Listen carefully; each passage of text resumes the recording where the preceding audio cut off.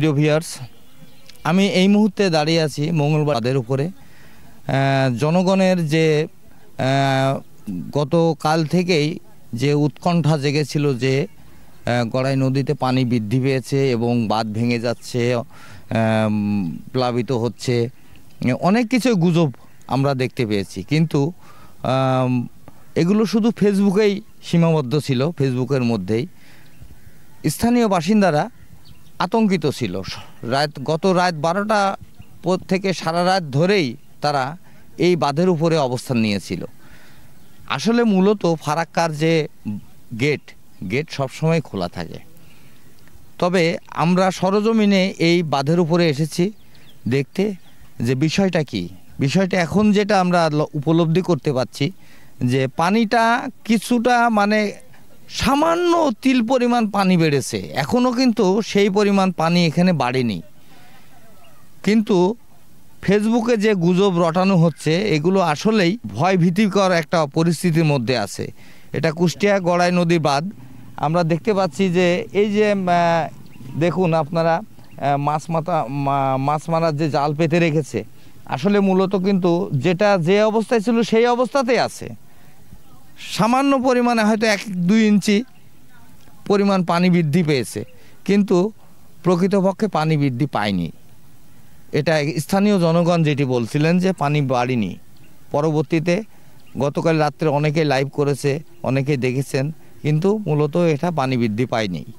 আসলে আমরা এখানে 2-1 মুরব্বীর সঙ্গে কথা বলতে চাই। পিছনে আরেকটু দেখতে পাচ্ছি, দেখেন এই যে আরেকটু দূরে দেখেন বালুর বাঁধ দিয়েছে, বাঁধের সংলগ্ন ঘর বসতি রয়েছে। তার যাচাই করার জন্য লোকজনে অনেক গুজব উঠলো যে পানি বেড়ে যাবে, এই বিভিন্ন রকম লোকজনের ছুটাছুটি অনেক পরিদর্শন করতে আসলো। লোকজন আসার পরে তো আমার মাথায় একটা বুদ্ধি আসলো যে আসলে কতটা এই বিষয়টা কতটা সত্য। আমি জাস্ট প্রাথমিক অবস্থায় একটা বাঁশের কাবারি মানে কুঞ্চির কাবারি দিয়ে ওখানে পান খাওয়া চুন দিয়ে একটা ছোট ছোট লাইন করে দিয়ে এই যে নদীর ধারে এখানে দিলাম। এখানে দেওয়ার পরে ফার্স্টে আপনার গতকালকে মোটামুটি পানি আপনার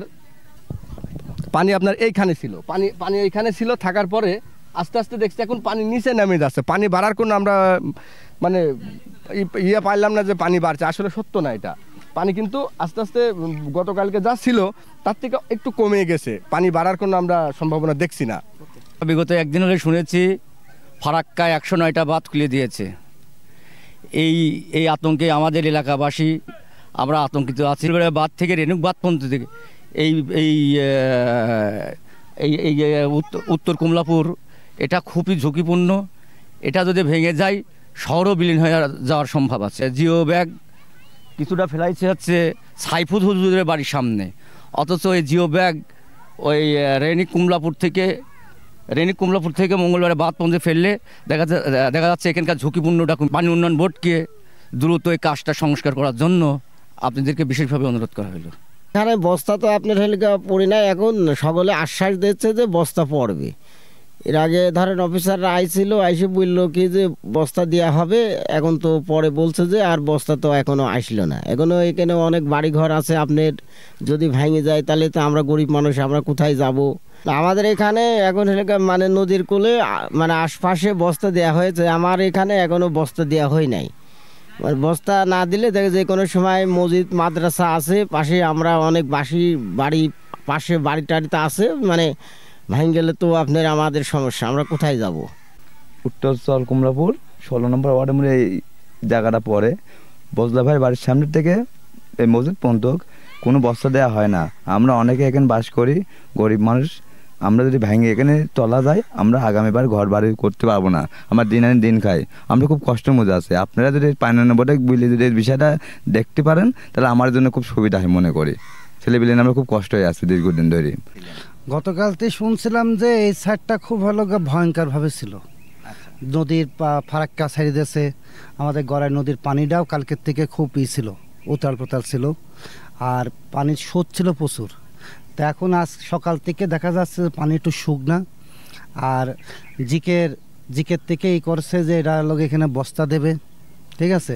কিছু এই যে আমাদের কমলাপুর চর, উত্তর কমলাপুর, ঠিক আছে, চর এলাকা, এই সাইডটা আপনার হচ্ছে পানি চাপ হয়েছিল, এরা এখানে দিয়েছিল বস্তা দেওয়ার পরে এরা আবার দুটো টলার নিয়ে রাখছে, পানি আরও দেবে। ওরা বস্তা আজকে নিয়ে আসতেছে, আগামীকাল থেকে কাজ শুরু করবে।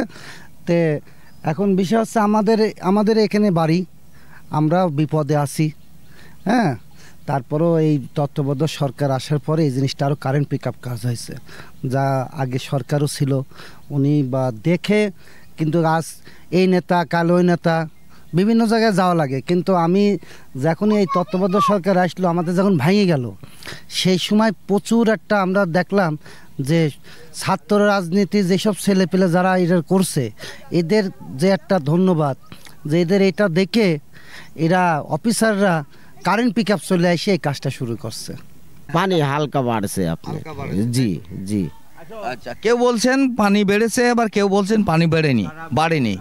কিন্তু প্রকৃতপক্ষে আমরা যেটা জানতে পারছি যে আসলে পানি বাড়ছে কমছে এইভাবেই চলছে।